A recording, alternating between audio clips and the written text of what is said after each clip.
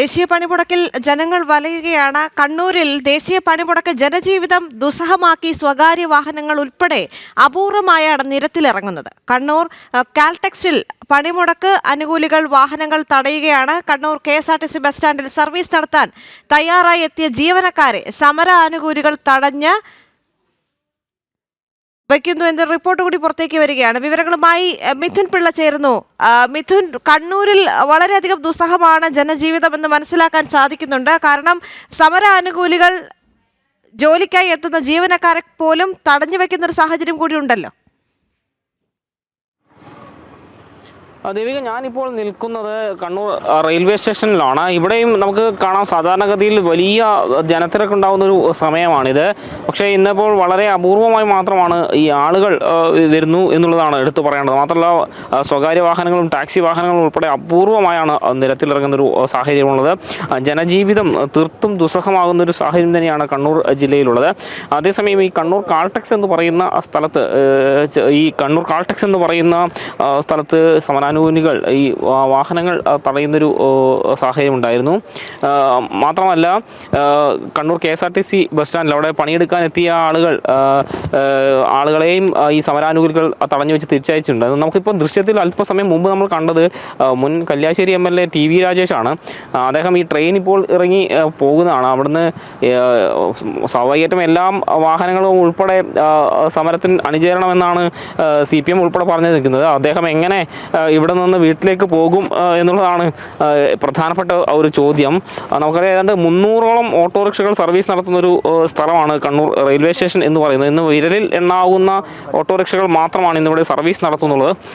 നമ്മൾ രാവിലെ വന്ന സമയത്ത് ഏതാണ്ട് 10ഓളം ഓട്ടോറിക്ഷകൾ ഇവിടെ ഉണ്ടായിരുന്നു. എന്നാൽ ഈ ഒരു സമയത്ത് ഓട്ടോറിക്ഷകളുടെ എണ്ണം വളരെ കുറവാണ് എന്ന് തന്നെ പറയേണ്ടിയിരിക്കുന്നു. മാത്രമല്ല, ട്രെയിൻ യാത്രക്കാരുടെ എണ്ണത്തിന് വലിയൊരു കുറവ് കാണുന്നുണ്ട്. അതേസമയം അപൂർവമായി ചില ഓട്ടോറിക്ഷകളെങ്കിലും നിരത്തിലിറങ്ങുന്നുണ്ട്. ഈ സമരം ഇങ്ങനെ പൊതുപണിയോടൊക്കെയാണ്. എങ്ങനെയുണ്ട്? ഈ പേടിയുണ്ടോ പുറത്തിറങ്ങുമ്പോൾ? അല്ല, സാധാരണഗതിയിൽ വാഹനങ്ങൾ തടയുകയും പലയിടത്തും ഇഷ്യൂ ഉണ്ടാക്കുകയൊക്കെ ചെയ്യുന്നുണ്ടല്ലോ. അവർക്ക് സമരം ചെയ്യാനുള്ള അധികാരമുള്ള പോലെ നമുക്ക് ഓടാലോ. നമുക്ക് ഭയം എന്തിനാ വെക്കണ്ടേ? സാധാരണഗതിയിൽ എവിടെയും സർവീസ് നടത്താൻ അനുവദിക്കില്ല. അവരെല്ലാവരും സ്വകാര്യ വാഹനങ്ങളും ടാക്സി ഉൾപ്പെടെ സമരത്തോട് സഹകരിക്കും. അവർക്ക് സമരം നടത്താൻ പറ്റുമെങ്കിൽ നമുക്ക് ഓടാനും പറ്റുമല്ലോ. പ്രശ്നമൊന്നുമില്ല, ഓടുന്നതിന് പ്രശ്നമൊന്നുമില്ല. സാധാരണ ഇവിടെ ഒരു 300-300ഓളം ഓട്ടോറിക്ഷകൾ സർവീസ് നടത്തുന്നല്ലേ പോയിട്ടുള്ള എന്തായാലും ഇവിടെ സജീവമായിട്ട് തന്നെ ആൾക്കാരുണ്ടാവുന്നതാണ്. വണ്ടിയുണ്ട്, 10 വണ്ടിയുണ്ട്. എന്താണ് ഇപ്പോൾ ഈ സമരവുമായി ബന്ധപ്പെട്ട് എന്താ പറയാനുള്ളത്? നമ്മൾ സഹകരിക്കുന്നുണ്ടോ വെച്ചാൽ ഇപ്പം എല്ലാവരും അവസ്ഥ വളരെ മോശമാണ്. അതിൻ്റെ ഇടയ്ക്ക് ഈ ഒരു സമരം കൂടി വന്നു കഴിഞ്ഞാൽ ജനങ്ങൾക്ക് തന്നെ ബുദ്ധിമുട്ടാണ്.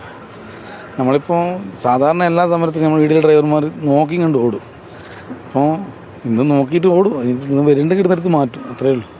ഇപ്പോൾ ഈ പലയിടത്ത് വാഹനങ്ങൾ നിരത്തിലിറക്കാതെ സഹകരിക്കണം എന്നൊക്കെ പറഞ്ഞ് ഈ സമരത്തിൻ്റെ ടീമുകൾ പറയുന്നുണ്ടല്ലോ. അപ്പോൾ എവിടെ നിങ്ങൾ ആക്രമിക്കുക അങ്ങനെ പേടി എന്തെങ്കിലും ഉണ്ടോ? അങ്ങനത്തെ പേടിയൊന്നുമില്ല നമുക്ക്.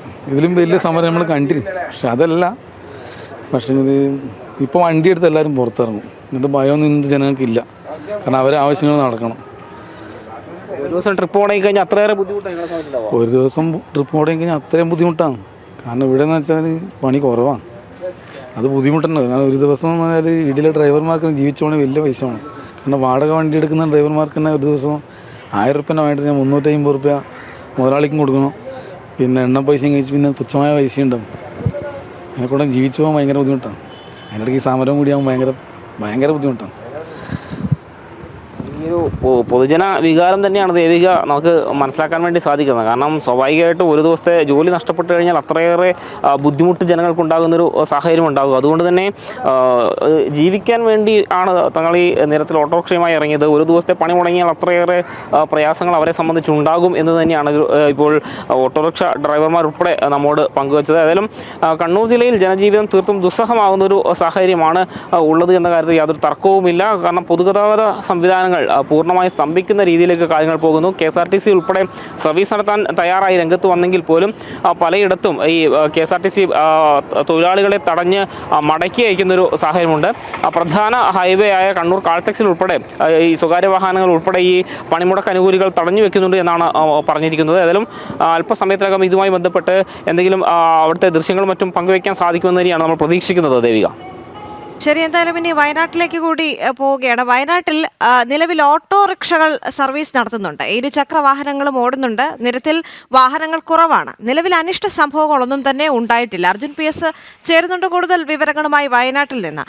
അർജുൻ, നമുക്കറിയാം വയനാടിനെ സംബന്ധിച്ചിടത്തോളം ഒരു ദുരന്തം കഴിഞ്ഞതേ ഉള്ളൂ. അവർക്ക് സാമ്പത്തികമായി അവർ തിരിച്ച് സാധാരണ നിലയിലേക്ക് വരുന്നൊരു സാഹചര്യമാണ്. അതുകൊണ്ട് തന്നെ ഇത്തരം പണിമുടക്കുകൾ വരുമ്പോൾ വയനാടിനെ മാത്രമല്ല ഇത് ബാധിക്കുന്നത്, കേരളത്തെ മുഴുവനായിട്ട് എടുത്ത് നോക്കിയാലും നമുക്കറിയാം സാമ്പത്തിക പിരിമുറുക്കം ഉണ്ട് സംസ്ഥാനത്ത്. അതിനിടയിലാണ് ഇത്തരത്തിലൊരു പണിമുടക്ക് കൂടി വരുമ്പോൾ ജനജീവിതത്തെ എത്രത്തോളം അത് ബാധിക്കും, സാമ്പത്തിക വ്യവസ്ഥയെ എത്രത്തോളം ബാധിക്കുമെന്നത്? തീർച്ചയായും ദേവിക, അത്തരത്തിൽ തന്നെയാണ്. ഒരു ദുരന്തം കഴിഞ്ഞതേ ഉള്ളൂ വയനാട്ടിൽ. ഇടയ്ക്കാണ് ഇത്തരത്തിൽ പണിമുടക്കൊക്കെ വരുന്നത്. സ്വാഭാവികമായും ഇവിടെയുള്ള കച്ചവടക്കാരൊക്കെ ഉണർന്നു വരുന്ന ഒരു സാഹചര്യമാണിത്. ആ സമയത്താണ് ഇത്തരത്തിൽ തിരിച്ചടി എന്നോണം പണിമുടക്കുകളൊക്കെ നിരന്തരമായി, അല്ലെങ്കിൽ അത്തരത്തിലുള്ള ബസ് സമരങ്ങൾ, പണിമുടക്കുകളൊക്കെ നിരന്തരമായി ഇവിടെ വരുന്നത്. അത് വലിയ രീതിയിലുള്ള ഒരു ബുദ്ധിമുട്ട് തന്നെയാണ് ഉണ്ടാക്കുന്നത്. ഇന്ന് രാവിലെ എന്തിനാൽ തന്നെയും നിരത്തുകളൊക്കെ വലിയ രീതിയിലുള്ള വാഹനങ്ങളില്ല എങ്കിൽ തന്നെയും ഇരുചക്ര വാഹനങ്ങൾ ഓടുന്നുണ്ട്, ഓട്ടോറിക്ഷകൾ സർവീസ് നടത്തുന്നുണ്ട് എന്നുള്ളതാണ് നമുക്ക് ഈ ദൃശ്യങ്ങളിൽ നിന്ന് നമുക്ക് മനസ്സിലാക്കാൻ സാധിക്കുക. മാത്രമല്ല ചില കടകളൊക്കെ വയനാട്ടിൽ തുറന്നിട്ടുണ്ട്. കൽപ്പറ്റ, മാനന്തവാടി ഏരിയകളിലൊക്കെ ചില കടകൾ തുറന്നിട്ടുണ്ട്. എന്തിനാൽ തന്നെയും ചിലയിടങ്ങളിൽ ആളുകൾ വലിയ രീതിയിൽ പ്രശ്നങ്ങൾ ഉണ്ടാക്കുന്നുണ്ട് എന്നുള്ള ഒരു സൂചന നമുക്ക് ലഭിക്കുന്നു. പക്ഷേ വലിയ രീതിയിലുള്ള ഒരു പ്രശ്നങ്ങളില്ല എന്നുള്ളതാണ് നമുക്ക് മനസ്സിലാക്കാൻ സാധിക്കുന്നത്. ചിലയിടങ്ങളിലൊക്കെ തടയുന്നുണ്ട്, മാനന്തവാടിയിലെ ചില ഏരിയകളിലൊക്കെ തടയുന്നുണ്ട് എന്നുള്ളതാണ് നമുക്ക് ലഭിക്കുന്ന വിവരം. അത്തരത്തിൽ വലിയ രീതിയിലുള്ള അനിഷ്ട സംഭവങ്ങളൊന്നും വയനാട്ടിൽ ഇതുവരെയും റിപ്പോർട്ട് ചെയ്തിട്ടില്ല. ചില KSRTC ബസ്സുകളൊക്കെ സർവീസ് നടത്തുന്നു, ദീർഘദൂര ബസ്സുകൾ മാത്രം സർവീസ് നടത്തുന്നുണ്ട്. കൂടുതൽ ആളുകൾ, അതായത് വയനാടിനെ സംബന്ധിച്ചിടത്തോളം മൈസൂര്, ബാംഗ്ലൂര് ഇങ്ങനെയുള്ള സ്ഥലങ്ങളിലേക്കൊക്കെ പോകുന്നവർ നിരവധി പേരുണ്ട്. അത്തരത്തിൽ കർണാടക പ്രദേശങ്ങളിലേക്കൊക്കെ പോകുന്നവരുണ്ട്. അതുകൊണ്ട് തന്നെ തമിഴ്നാട് അതിർത്തിയാണ്, കർണാടക അതിർത്തിയാണ്. അതുകൊണ്ട് തന്നെ നിരവധി യാത്രക്കാർ, അന്യ സംസ്ഥാനങ്ങളിലേക്ക് പോകുന്ന യാത്രക്കാരൊക്കെ വയനാട്ടിലുണ്ടാകും. അവർക്കാണ് ഈ കൂടുതൽ വലിയ രീതിയിലുള്ള ഒരു തിരിച്ചടി ഈ ഹർത്താലിൽ ഈ പണിമുടക്കിൽ ഉണ്ടാവുക. അതായത് ഇത്തരത്തിൽ ഈ ഒരു ദീർഘദൂരം പോകേണ്ടവരൊക്കെ ഇന്ന് ഈ വയനാട്ടിൽ തങ്ങേണ്ടി വരും. അത്തരത്തിൽ നിരവധി പേരെ നമുക്ക് രാവിലെ കാണാമായിരുന്നു. അങ്ങനെയുള്ളവർക്കൊക്കെ വലിയ രീതിയിലുള്ള ഒരു ബുദ്ധിമുട്ട് അനുഭവിക്കുന്ന ഒരു അവസ്ഥയാണ് നമുക്കിവിടെ കാണുവാൻ സാധിക്കുന്നത്. ദേവിക.